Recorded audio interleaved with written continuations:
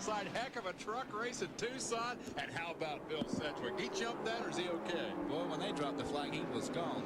I don't know if Joe was sleeping or Bill just got a great jump on him, but he's leading this thing now.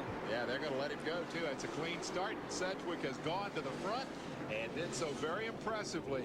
A consistent march through the field, racing everybody along the way, but not overdoing it, not getting himself in any trouble. And I don't think bending up that truck a bit. I think it's still pretty clean. That's a good point. That's a big part of short track racing, especially at a place like Tucson here with the racetrack. Yeah, there's 3 lanes, but it's still fairly narrow. You got to use your head. You got to be around the end. He is the 4th leader of the race. And Sedgwick has done a terrific job in getting to the front, as we noted. Meanwhile, there is a terrific charge on. In 3rd and 4th positions, you've got the number 1 of P.J. Jones. We're watching him from Ron Hornaday's onboard camera. And those two ought to get married here because they've certainly been hooked together the whole race. This has been the story of their event. But, again, the trick is working through the traffic. They got to kind of work together here. Exactly. You know, you've got to run hard right now to try to stay on the lead lap, not to go a lap down before the 100 lap or the halfway mark. But yet you still got to try to save your truck. You can't beat the fenders off of it. These guys are doing a good job up front right now. First race at the Chevrolet for PJ in a simple matter of economics. He was a Ford racer here during the Winter Heat Series, but Chevy came up with a deal. Chevy's really committed to this thing. They have 6. Trouble on the front straightaway. We got Walker Evans spun out, and we've got Sammy Swindell spun out, but continuing to truck. He's over on turn 2. Meanwhile, the off-road racing legend who contributed 18 of those championships we talked about at the top of the show has spun her out. That is Walker Evans. Also Jerry Glanville involved. He's number 81. Glanville, that's Jerry Glanville, the football coach. He's tried a number of different forms of motorsports. He looks like he got out of that pretty clean. I don't think he bent her up at all. I think he just spun. I don't know if he hit oil or something, but just got away from him there. Jerry Glanville first got involved. I don't know if he left any tickets for Elvis here or not, but he's been heavily involved in motorsports since he started drag racing Harley Davidsons. His pit crew is all Native American. They use their racing efforts to raise money for Scottish Rite Hospital for Children. I mean, he's an interesting guy. A lot of smoke off Sammy's truck, and you see Walker Evans' Dodge down on the inside. I'm not sure if they made contact or not. Sammy seems to get it in gear, and he's gone again. Walker was doing most of the Dodge in there, and his Dodge told us this morning on NASCAR today. The left rear tire on Sammy's truck there seems to be bent. It's supposed to be round, right? It's supposed to be. Yeah, the round black things, yeah. Well, he's going to apparently stay out there, which should be an interesting challenge. Keep in mind, we're just 12 laps from, actually 13 laps from the caution flag that will bring the field to a stop. They'll go to the pits and have a brief caution for the entire field when they can change tires and make adjustments. Maybe he's going to try to double out. I don't know. I'm sure that's what those guys are going to try to do. They don't want to waste 4 tires right now. They'll try to get those 12 laps behind him, get in there.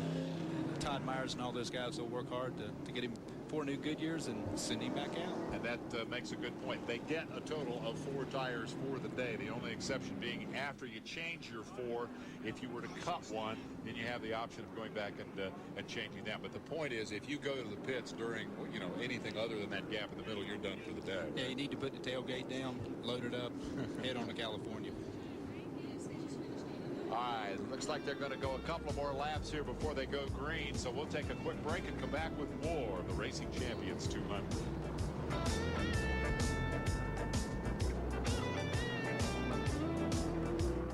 Back to green at Tucson Raceway. Bill Sedgwick, the leader, got a great jump. P.J. Jones works his way around the leader at the moment of the or just prior to the restart, we should say. Joe Ruttman. Ruttman, number 84, is now 3rd. P.J. got the great start, and they both put Hornaday behind him. A lot of action here. Oh, they sure did. I thought this was a 3-lane racetrack. They were 4 wide coming off turn 2 a little while ago.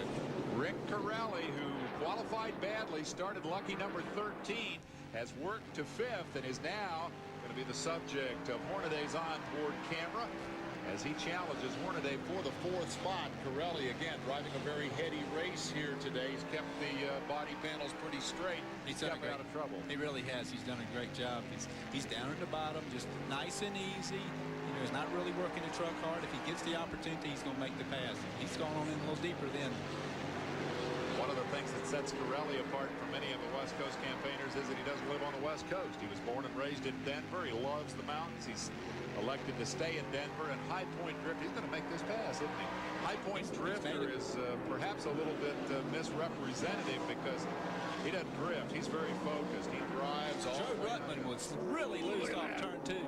Real loose. I don't know if he had a tire going down or just, well, we get close to halfway. Maybe it's just wore out. He was sideways off turn 2. They're going to go to 101 laps. Rutman managed to keep it in one piece. He's eager to get it stopped. We're 98 in, so he's 3 laps away from relief, the opportunity to go freshen up those tires, and he's lucky he's going to get that opportunity. That was close. Joe may have ran just a little bit too hard early in the race, but he's going to get that halfway break and get him 4 more tires. I think he's going to be fine then. He's got a fast truck. Contender from the get-go. Keselowski, by the way, is back out there. He's still smoking a little bit. I don't know if he'll stay out there. We're going to have $1,000 coming up here, the Gatorade Challenge Award, and it looks like Sedgwick is going to put that money in the bank here today. That'll go on lap 100, and a lap later, they will drop the yellow and send him to the pits. So off turn 4 they come. This should be the money lap, I believe, for Sedgwick. Behind him comes Jones and Corelli all the way up to 3rd after the wild moment there for Joe Rutman. It also cost him a position to Hornaday.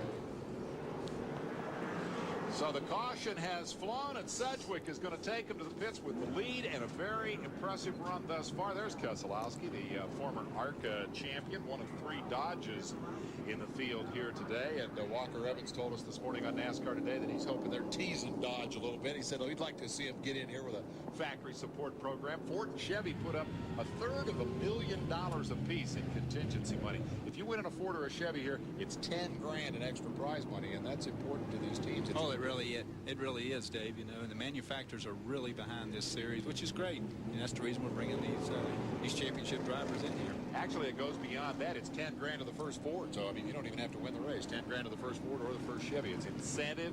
It's a way of encouraging the teams to come up with the bucks. $50,000 to $60,000, I guess, for a truck without an engine and transmission. That's pretty close. So, halfway through the battle, they head for the pits and a little bit of a respite. That means that Marty Reed is going to be going to work and bringing us up to date on all the excitement here. They're going to give him plenty of time to do the changes. Marty will be on top of all those stories down there. And we're going to come back and pick that up as we continue our live and exclusive coverage of the Racing Champions 200 from Tucson Raceway Park. Pretty out here.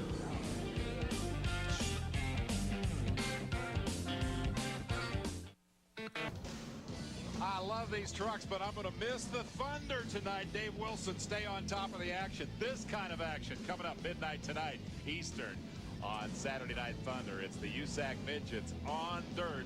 And is it a wild show or what? How can you not like that? Thunder tonight, USAC Western States Midgets from Ventura, California. And that'll be midnight Eastern time. And halftime, if you will. Let's go down to the pits where all the action is. Marty Reed is right on top of it. Yeah, you say you need a blow. Well, this is how they cool the motor on P.J. Jones's Chevrolet. And we'll get our cameras in here and get an Edward. Bring us up to date. You got the 4-wheel change and everything seems to be running well. Yeah, we're happy. Sears Diehard #1. I mean, it's running good. It was a little temperature's a little hot. I think everybody's having that problem, but you know, we're just hanging in there, trying to stay out of trouble. I'm trying not to hit anybody. And lap traffic on the restarts been a real problem. We've had so many restarts, but we're hanging in there. And I know Paige is watching at home, so hi Paige and hi Mom. Trying to win this one for you, buddy. And we're going to bring you an update on Paige's condition with Parnelli a little bit later. But while we've got everybody in here, we're going to talk to Joe Rutman as we move over. He's running in 5th place right now. And Joe, what about changes on the truck? What are you going to do? Anything special? Well, we weren't exactly right, but we were close, and we're afraid of going overboard with our changes, so we're going to be a little conservative. I made a couple mistakes, and that let them gang up on me, so hopefully I won't do that next time. Don't let those young guys beat up on you there. Just go punch them back. I don't know. I'm going to drink my Coca-Cola and just think about this. I'm going to get even with them. That's a new and novel way of getting the sponsor name in, wasn't it?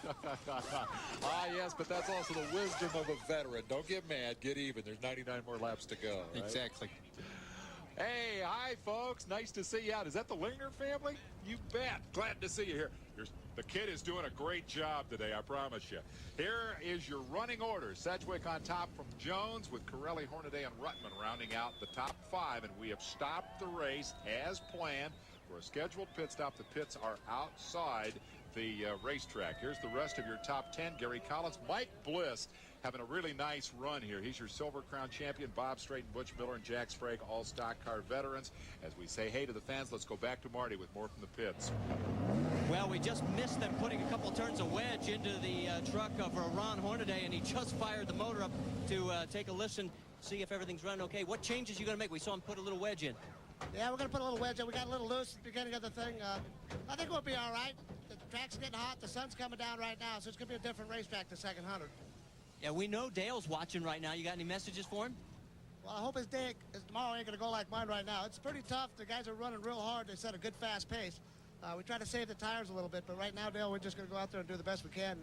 We're going to go out there and just play it cool the first half and see if we got something for the end. Well, you're doing a heck of a job on the in-car cameras for us, Ron, and we're going to go talk next door to Corelli. Come on with me over here, and we'll just stick our heads in. This is really kind of neat, being able to just talk to the guys. You're doing good.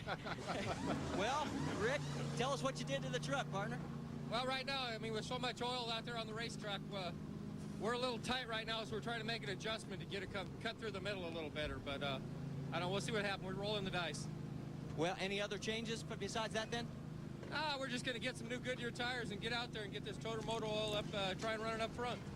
Well, guys, they're trying to get the jack out of the way, and they're going to run over my foot, so I'm going to send it back to you. All right, fair enough, Marty. Good work down there. Corelli says he's going to gamble a little on the change, and Ruttman says he'll be conservative.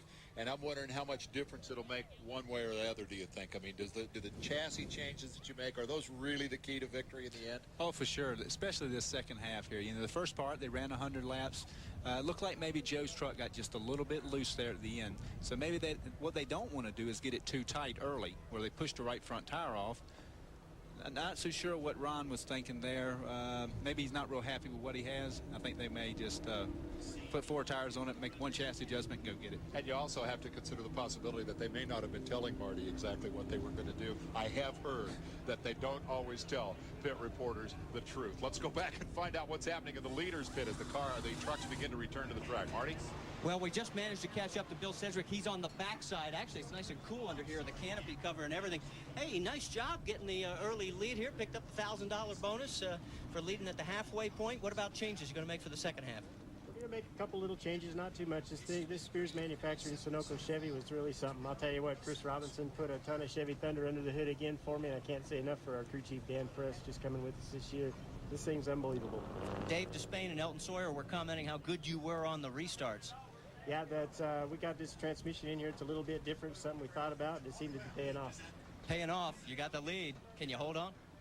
I don't know. You know, this 10-minute break gives everybody a chance to kind of regroup, and, you know, it's really hard to say. You know, there's a couple trucks sliding around out there, and they're going to make them better, so it's going to be a tough race. Well, they're bringing this truck back off the jack, so that means we're getting ready to go racing in less than probably about, we got a 4-minute signal. Stay with us. More from Tucson after this. Mike Bliss is an incredible open-wheel racer. For example, Indianapolis Raceway Park. Last year, he won in a midget, a sprint, and a Silver Crown car. No one had ever done that before. He went on to win the Silver Crown Championship. But I'll tell you what, he's also a heck of a truck racer, because here he is in the pits running 6th with Marty. Well, down here with the man, we just saw a lot of your highlights from last year when you won everything. You were talking to some of the guys earlier today about how big a learning curve this is, but you're doing real well right now. We're just trying to stay out of trouble, but we're getting banged around a little bit. But we're changing the bar, and hopefully we'll be a little better. They changed the bar, and actually how hard? Well, I'm telling you guys, we're going to have to go because they just gave him less than 60 seconds, so you're going to have to forgive me because he's got to go back to work. It's important to keep your priorities straight. When they say it's time to go race, it's time to go race. Down through the traffic, back out, hang a left, wait for the red light to change. Don't see this in most other forms of motorsport. These guys have been given the command to refire the engines, head back through the pit area, back out onto the racetrack. Yeah, listening to Mike there, he's talking about maybe they changed the sway bar. I'm not sure if his truck was tight or if it was loose, but that's good. Okay, let's go back down to Marty real quickly. He's got Parnelli Jones. We promised you an update on Page. Parnelli Jones, give us the word. I know it's better. Yeah, about the last 2 or 3 weeks, He's starting to make larger improvements, and we've been able to communicate with him. He can write now.